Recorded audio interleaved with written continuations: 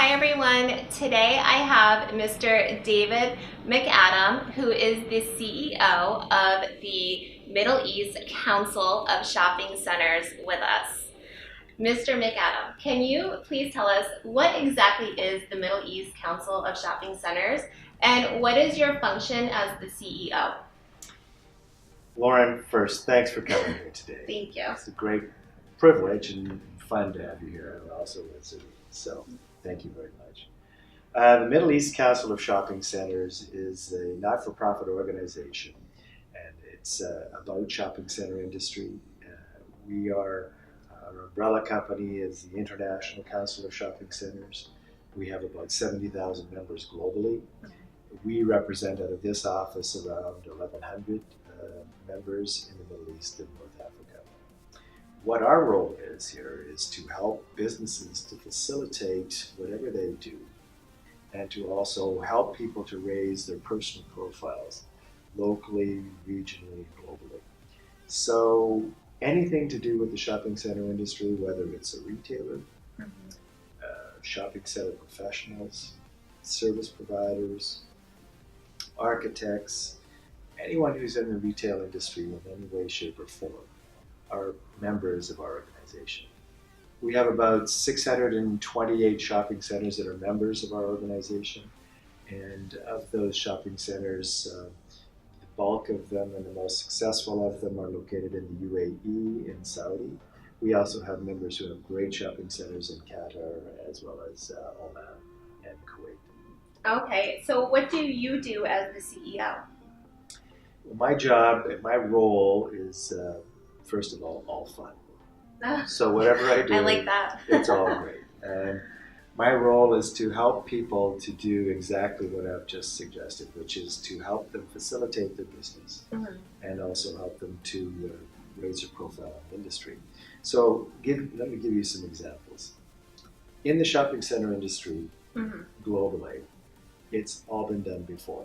So by that, I mean that the shopping center industry, which started probably in the West and in North America, and then grew into Europe and then into this region,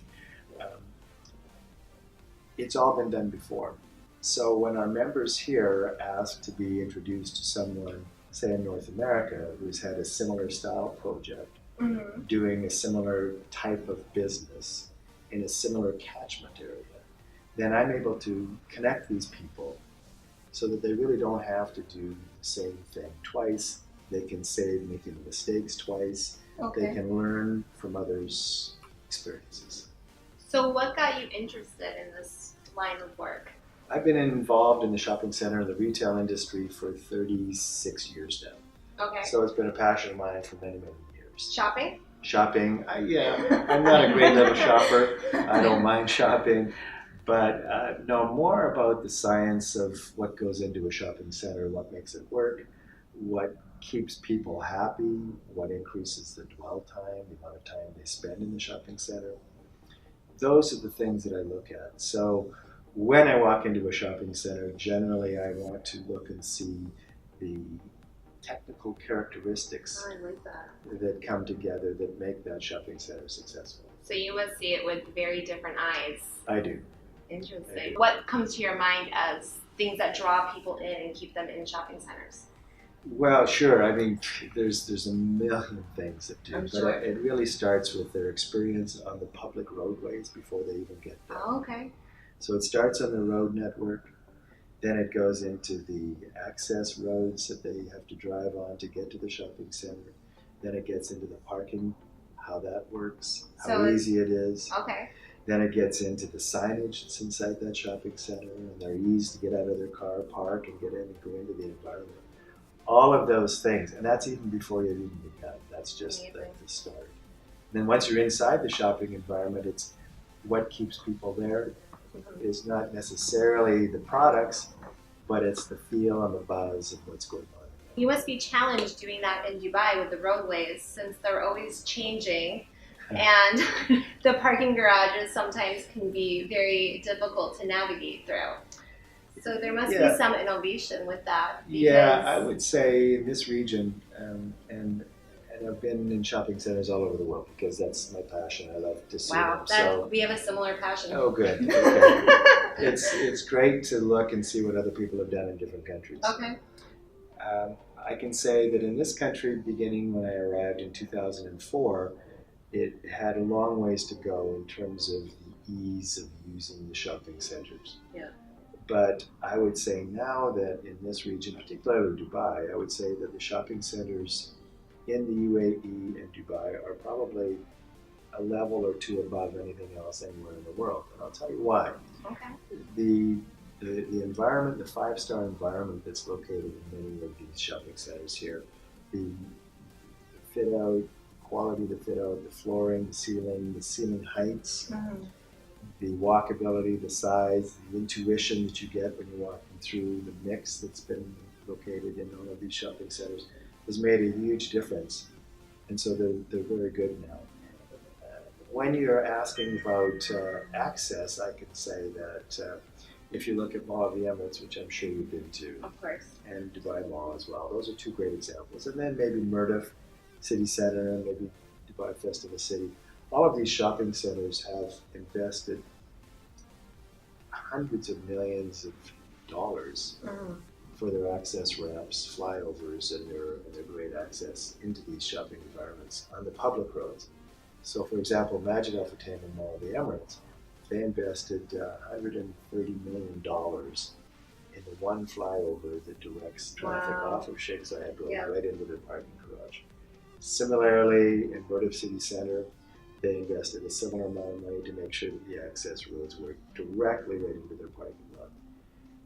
You only have to go to different countries like Iran, for instance, or Saudi, many of the shopping centers in Saudi, or Kuwait, to really see, or Cairo for sure, to see the headaches public roadways create. They're just not easy. It's just chaos. Yeah, Oh, very interesting. I would have actually never thought of that myself. So that's incredible that there are people that make getting into the mall easier. They study it. It's a science. I it's love a business. that. It's That's part wonderful. Of it. Yeah. Approximately what percentage of the retail industry consists of beauty? I think it would depend on how you would characterize beauty, because I know that some people characterize the apparel inside the shops. For example, if you look at some Gucci or Chanel bags, and those are considered to be beauty items. Or I mean, accessories. cosmetics. You're talking cosmetics overall? You know, interestingly enough, cosmetics was a much bigger business in the early days when I arrived here, because they weren't readily available in all the stores. Okay. So shops that are have drastically reduced in size now, like Paris Gallery. I don't know if you know Paris Gallery. But when I was involved with, when I was an executive VP with EMAR, putting together Dubai Mall, and the size of the Paris Gallery at that point was 80,000 square feet for perfume and other cosmetic. So 80,000 square feet is probably 5 times the size of what they built. Yeah. But they really wanted to do that to be a showcase of what is possible. And it worked for a while, but I think that competition has been probably not in their favor. And I think also when you look at what's happened in the industry globally, there's a lot more accessibility and availability either online or through other outlets that allow you to acquire it. I would say that about 10% of all the shopping centers are beauty related, cosmetic related, or something like that. I know that even some people look at sunglasses and eye apparel as being part of the cosmetics. Okay. I would think of that as accessories. What impact do trends in the beauty industry have at the MECSC? So trends would be maybe different types of cosmetics that aren't readily available in Dubai, in shopping centers, and people are starting to purchase them abroad, elsewhere. How do you look at something like that and try to get these products or these companies in the mall and to draw people to the mall to provide service? Okay. initially it was a bit of a challenge to get the right product Mhm. and have the right content of the product in the shopping centers. I think you go back to it now, Dubai is second only to the number of brands available globally to London. So Really? there's a tremendous amount of brands here. That's more than New York, it's more than Rome, it's more than Okay. the major cities. So there's a tremendous amount already of brands that are here. There's Is that beauty brands though? beauty brands as well. Really? Sure. Let me give you an example. Okay. I was in Riyadh last night flying in, and the woman beside me was a Saudi national woman, and we were chatting, and she was saying that she bought this. She was applying perfume before we were getting off the flight, and I said, "But what is it?" I was interested because I hadn't seen a bottle like that before. And she said, "No, it's a Lancome product, but it's only available at Harrods." Okay. And so she was very proud of that. Mm-hmm. But she said in the last month or two, you could get it at pretty much anywhere in Dubai now. Ah. So she's a resident of Riyadh. She travels a lot to Harrods, Okay. to London. But now she found that she could buy the same product here. Interesting. So if that's an indication of the trends, if there's another thing I can suggest, if there's anything that is available anywhere globally, you'll find it in Dubai. I agree with that in terms of beauty products to a point. However, there are so many brands that I personally cannot find in Dubai unless I go to a third-party seller. Give me some ideas just so that I know, because my Sure. members and my friends in these shopping centers are always looking for some new brands. So, Well, so in the US, Sephora's competitor is a store called Ulta Beauty, yes. and Ulta is not here in Dubai. Not yet, yes. Not yet. Are they coming soon? I would think so. Yeah. Oh, okay. So Ulta does carry, sometimes they have agreements with beauty companies, beauty Yes. brands such as Tarte Cosmetics, and they have a specific product that is Ulta exclusive. Mm-hmm. So when you have exclusive products like that, you cannot find them at Sephora. And there's a very famous concealer, it's called the Shape Tape Concealer. Yes. And you can find so many third-party sellers in Dubai, but you don't know exactly where it's coming from, how long it's been around. So it's products like that. There's another beauty brand called Glossier, Yes. which is very popular right now in the US. I was there a few months ago at their showcase in Soho, New York, Yes. Mm-hmm. and you can't find Glossier in Dubai. What predictions do you have for online shopping becoming more dominant in the Middle East, North Africa region? And how do you advise shopping malls to strategize for this? Well, the first thing I can suggest is that when Amazon bought Soup.com, Yes. that was a big statement. Yes. And then you also have other private investors, like, for example, Mr. Mohammed bought Noon.com, created Noon.com. Yes, I've heard of Noon.com. Yes. And so Noon.com, I think he's invested, Mr. Mohammed invested $1 billion of his own dollars to create Noon.com. Okay. Plus, for $690 million, Amazon bought Soup.com. So the future for online retail in this region is very strong. Okay. However, it's starting from a very low point. If you look in the U.S., the percentage is about 10%, 9% of market share is what all online retail is in the U.S.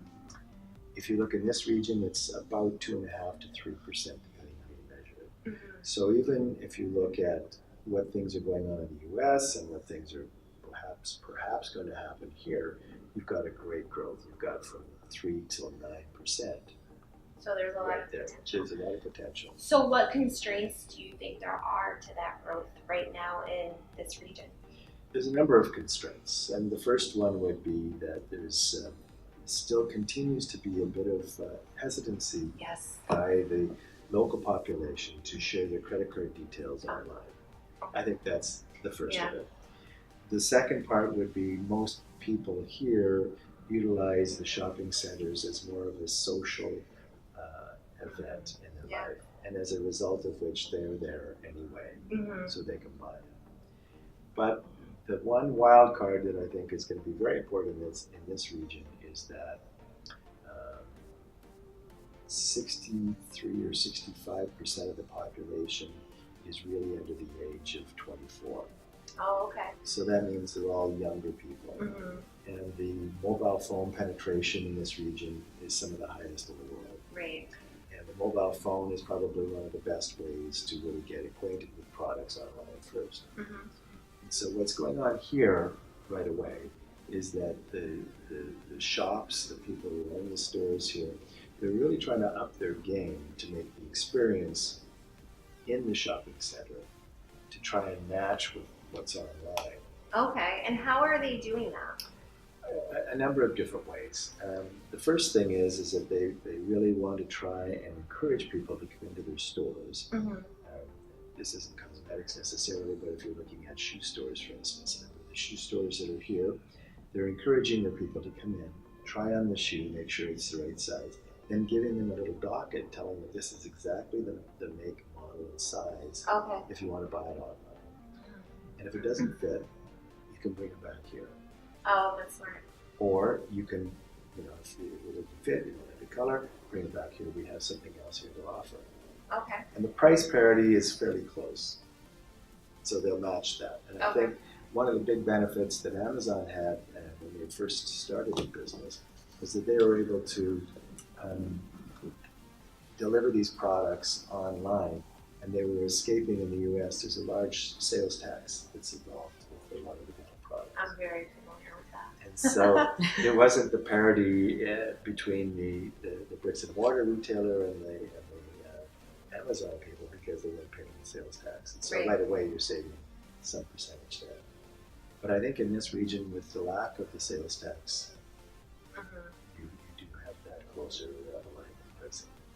So you've mentioned Amazon, and the big thing back home in the US is Amazon Prime.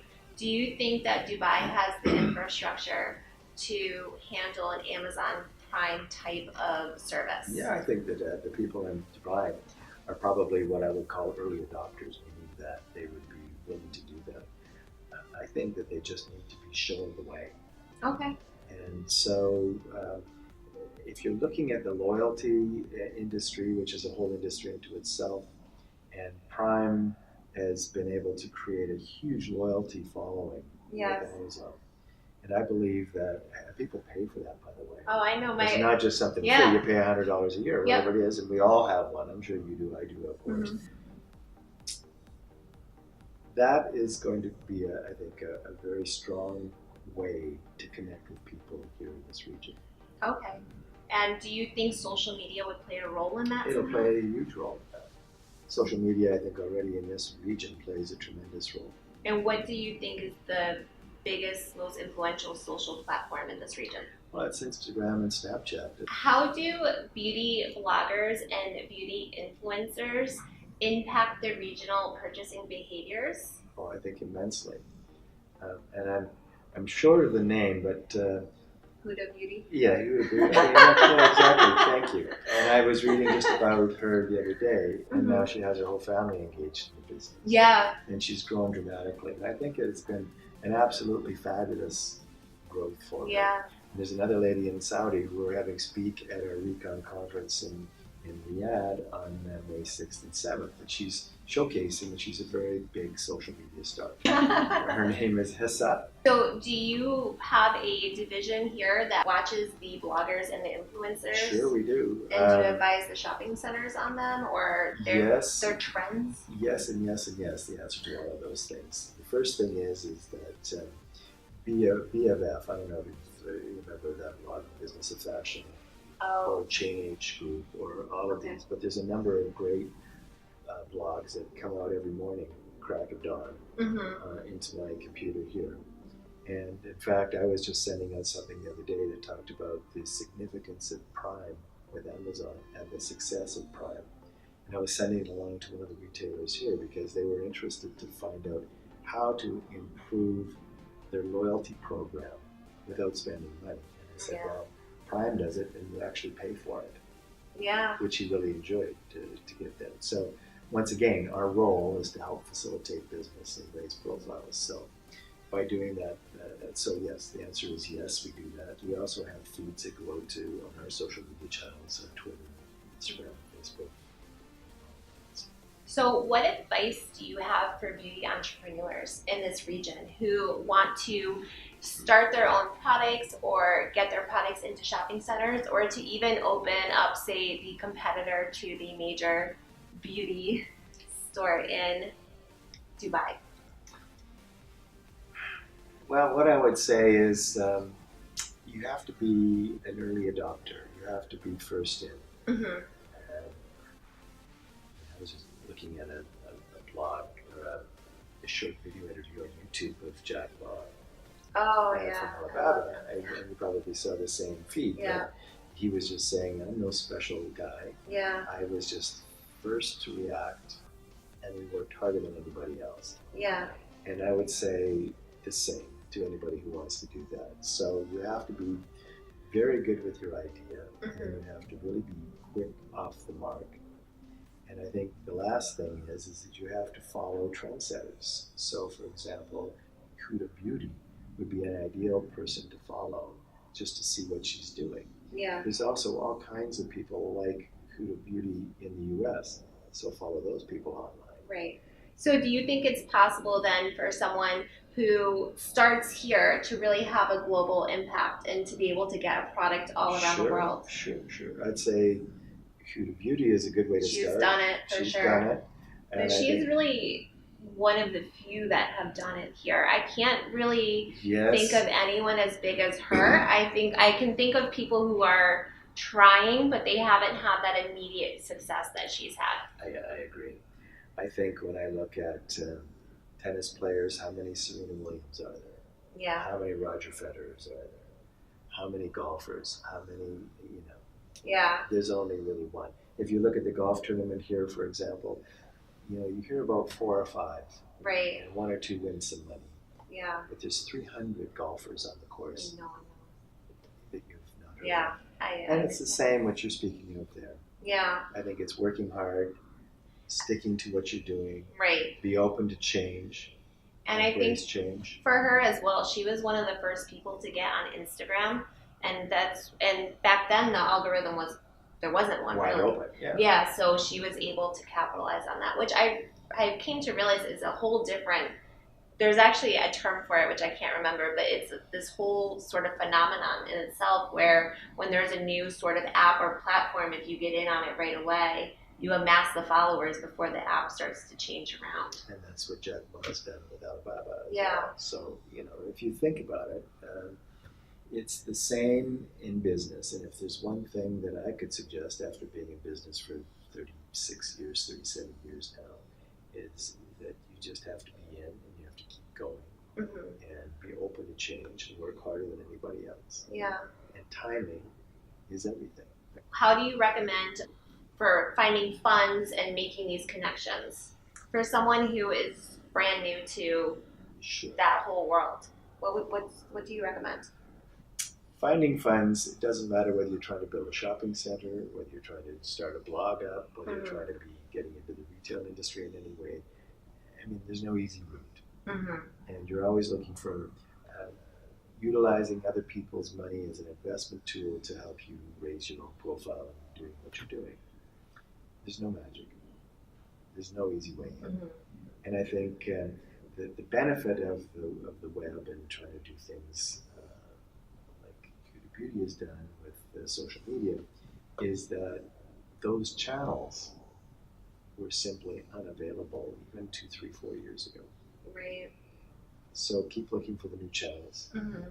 and keep refining your product. Yeah. Keep refocusing. And that concludes my interview with Mr. David Macadam. I'd like to say a special thank you to Mr. Macadam, as well as to the Middle East Council of Shopping Centers. Bye-bye.